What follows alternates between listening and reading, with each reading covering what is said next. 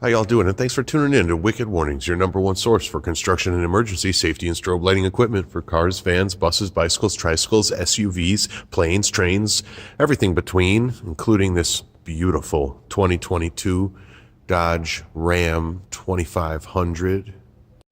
Limited, I guess that's limited production or limited availability. Anyways, it's limited color for sure. This is all blacked out, black grille, black lights, black bumper, black mesh, black everything. So what we're looking at are Thin-X LIN series, amber white, 4 of them in the grille there. That's a total color flash, both amber and white. It's not split. That's the pattern that does amber and white alternating with the full view of the light. Above it is our 2-head windshield light, also in an amber white alternation. Now those Thin-X in the grille do have a flood white capability, but we're not taking advantage of that. This particular client asked for something extremely bright and well seen, does some road work. So this is what we came up with on the front. He specifically said, I want 4 up in the grille, and we talked him into the windshield light to just add a little bit more high warning in the front, because with only the grille, there was nothing up high towards the front. Now, I will say this, these new Ram grills are a little tricky to mount into. Not the easiest thing at all. Now, above the tow hooks there, that's a real easy mounting spot. And I like the way it bounces off the whole tow hook bezel area. You know, it is a little bit low, but it's a good spot. So we use that quite often. You can also put another Thin-X under the factory fog light between the parking sensors if you wanted some additional lower warning on the outer corners. And what we did up in the grill was used our mounting bracket, our 90-degree mounting bracket, and an extra long screw. We actually needed a 2-inch screw, and we sandwiched the mounting bracket behind the colored portion insert of the grill, and we put the light on the outside of the grill. We did need to drill a hole above the light straight backwards to get above and around the active air shutters as well.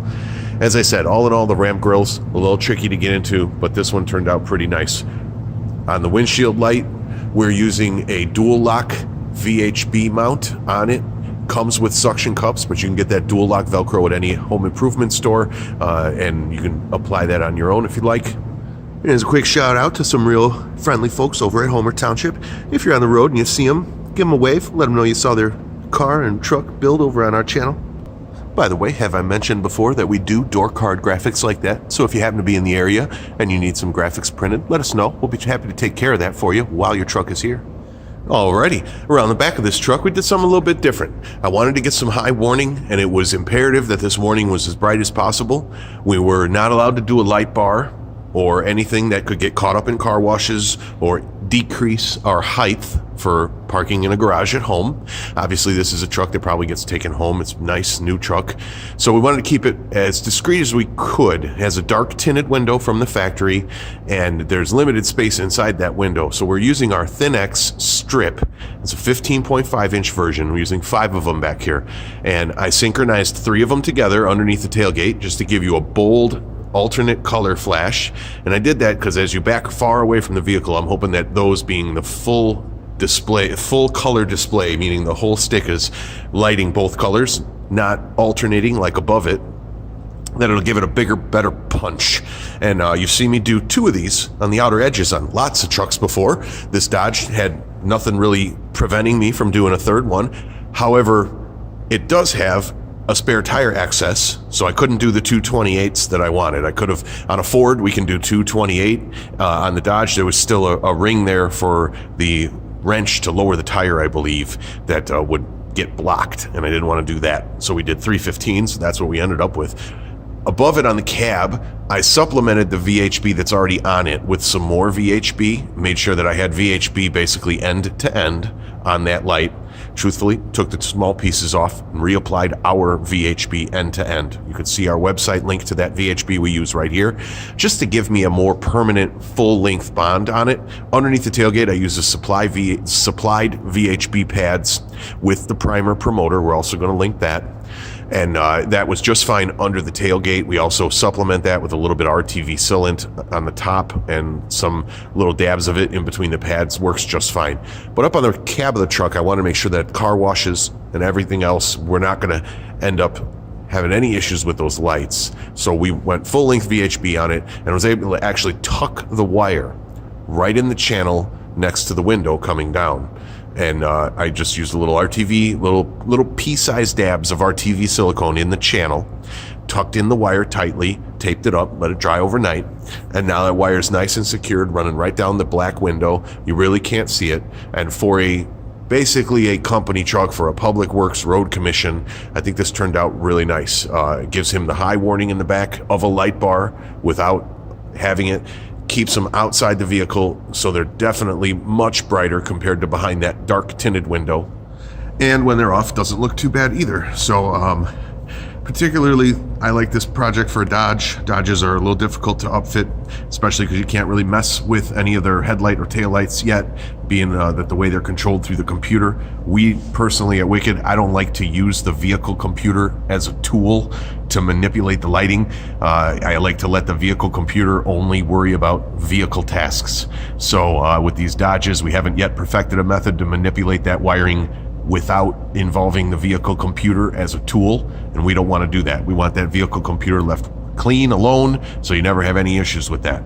The other thing that we did, I thought would be pretty useful, was we steady burn flood all 5 of these Thin X lights. So if you need a little bit of extra backing up light or loading a trailer light or any of that, he's got a secondary switch in there. We were told to keep this package completely simple, single switch operation, but I went ahead and snuck that second switch in without asking, because I think that this extra feature will set it off, and the driver will really appreciate having that extra light when he needs it. Alrighty, try and give you a little pano shot here, show you where I mounted these. You can see I put the wires for those 2 coming straight down there together. Of course, that's the left one. I did off-center that light just by measurement, but centered the LEDs over the license plate. So that's what that one's like. And you can see that ring right there we didn't want to block. And there's the other one right over there. Carried these all down together, harnessed them behind the bumper together, synchronized them behind the bumper together. Alrighty, up here on the roof, as you can see, this is where we mounted them. I kind of went back and forth between glass mount or roof mount. I kept it on the roof to keep it away from the glass and any of the heating element or anything like that. I just figured the roof would also give you just a little bit more height. VHB'd it. And I did do a small dab strip of black sealant right across the top here. The other reason I did the roof is it's easy to clean off. If we wanted to get rid of all this, 3M eraser wheel will take all of it off, no problem. And you can see here how the wire tucks in nicely and goes right down there behind the bed, straight down. Now for what it gives you, which is the bright Thin X lighting right at roof level, I think this is a good solution. It might not be for everybody. You might be looking at this going, oh my God, this guy is crazy. And if that's your thoughts, that's fine. But I think this is a nice, easy solution. It keeps it low profile. I'm not worried about the car washes smashing it off or anything like that. And very, very bright, a very bright solution up high on the back of the Dodges, which unfortunately I haven't even quite yet figured out how to manipulate that, but I do want to manipulate that very soon. By the way, any of my Jeep friends out there, I'm sure you can see the reflection there. LJ Nation, used to have one of my own, got rid of it, kind of miss it. So drop a comment if you're a Jeeper. Maybe I'll get back into the Jeep world one day, but ended up selling that LJ that you saw in some of my other videos. So it's in a new home in North Dakota. So if you got anybody in North Dakota, keep an eye out for my old Jeep. Kept it kind of simple right here in this panel here. We did a flash and a flood switch. Fair warning, we needed to relocate. There's a device behind that panel that we relocated up back behind there to make some room for these switches. So if you have that blue ripcord device back there, you're going to need to relocate that as well. And all we did was face it downward, basically, back behind the panel. If you pulled the panel out, which is easy to do, you can actually still see it in there and get to it. Just needed to make a little bit more room for those switches right there. These are battery fed, of course, so you can use them anytime you want. Full illumination, red and amber, so it's very easy to see when you're up here driving the truck. You can't be driving around not knowing that your stuff is on. And this flash flood label, actually, when you're sitting in the seat, kind of disappears. You see it when you open the door, but it's not real ugly or noticeable. And for a fleet vehicle that might be driven by a lot of different people, probably a good idea, but easy enough to just pick off if you didn't like it and it wasn't to your liking. I'm not going to spend too much time talking about the tow hook mount, other than it's right there above the tow hook. So fairly easy. You can mount a variety of lights there. I mean, pretty much anything will fit. And we ran the wiring basically straight backwards up right behind the headlight. So that's easy enough. These little buggers here, though, these were a little bit difficult to mount. As I said, kind of took loose this outer plastic up top, did a bunch of 10 millimeters to take loose here, and then there was some parts where you put your straight screwdriver in and you could pop it. After you take this upper trim off, you'll be able to get it apart, and you can kind of pull this forward a little bit, get your hand back there, and then as far as the hole, you can kind of see it. It's peeking right in here. See it right there? So that's the hole that goes straight forward. I'll show you another angle on that hole. But that's how we mounted those, and they're really just kind of sandwiched. If you look over here on this hole right here, the wire is going to go right through the center, and the light is sitting bridged between these two ribs like this. The foam gasket tightens it up real nice, locks it in place. Now you can see the hole that we put for the wire right there on the top, barely noticeable up and over the active shutters. And as I said, you put this light in here. This is solid. It's not going anywhere, so I'm not too worried about it. And as I pan over and show you the other side, you can kind of see, ends up on a nice angle there. Tip down just slightly, but with the linear lens on the Thin-X, doesn't matter at all. So I'm happy with that mount and gonna run with this one. All in all, a fairly clean mount for these Rams, and as I said, did not necessitate taking the entire grill off the truck. I had to take the top header off, pop the grill out a little bit, and then go from there. So pretty easy DIY install if you're going to do something like this yourself. Just a quick little bit about where we're running the wiring. This particular truck doesn't have aux switches. Oh man, I know, right? So we went right through that bulkhead right there, and I can't say it enough, always out and down with the wiring. Comes over here, and we catch a battery feed right here.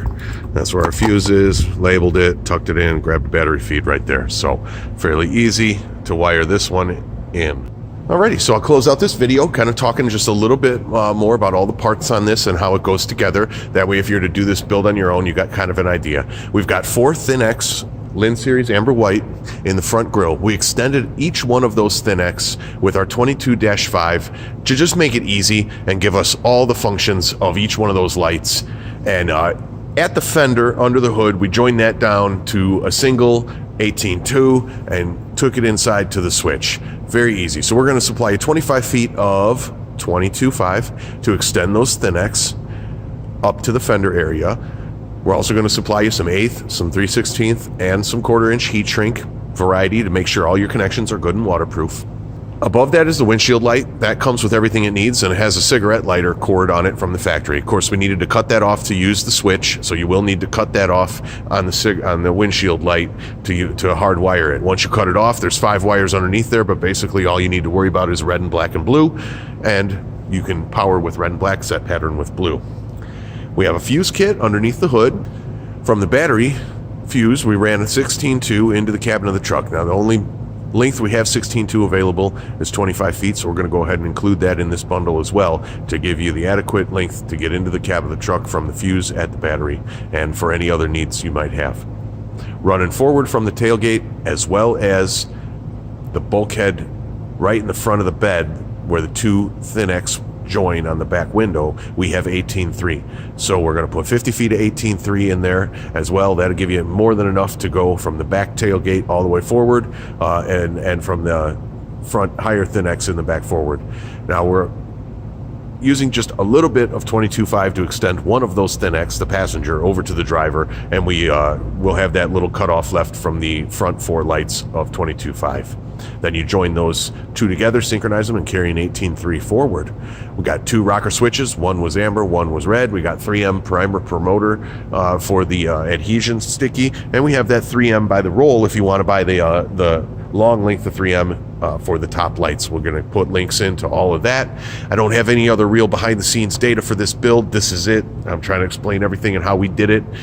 Split loom, tape, etc. We have some of that available in our store. Some of it you'll have to get locally. We're trying our best to really give you more and more supplies in our store, so bear with us with that. And hopefully you like this build. I'll show you the back a little bit more here as I talk and close out this video. And if you have any questions on the build, feel free to email us in at info@wickedwarnings.com and mention this build. This build is number 20343, and you can call in and get a little bit more information on that. If you're curious how many hours to ballpark for a job like this, I would put 8 on the book, and that's for a skilled technician. If you were DIY in this, I'd probably leave 2 days just to make sure you had enough time. I definitely leave 2 days to let all the RTV silicone dry and all that other stuff, the sealant dry up. But 8 labor hours is not out of the question for something like this in a shop. I hope all that info was helpful. Like I said, I'd be happy to talk to you about any of the details. You want to give me a shout, talk about the build, drop an email, and mention this truck or link to the video. We'd appreciate it. And if you got questions about your own vehicle, please don't forget to send in the photos of your own vehicle, because that makes it so much easier for me and my staff to help you guys out and get you the parts you need, is when we can see your vehicle with the parking lights on always. That way we can tell what lenses you have. So thanks again for watching Wicked Warnings, your #1 source for construction and emergency safety strobe lighting equipment for cars, vans, buses, bicycles, tricycles, golf carts, wheelchairs, and really beautiful Dodge Limited Rams, just like this one here. Bring your truck in, get it lit. Build 20343.